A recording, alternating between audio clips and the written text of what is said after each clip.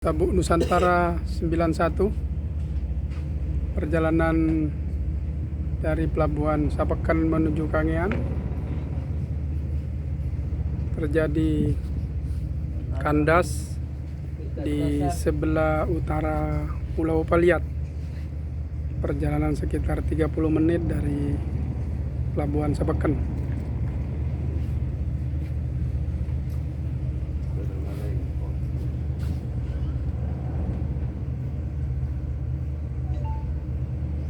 Sedang berupaya untuk bisa keluar.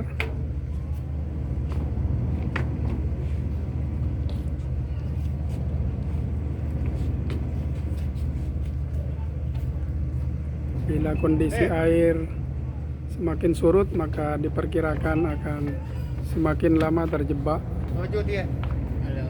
dalam kondisi kandas.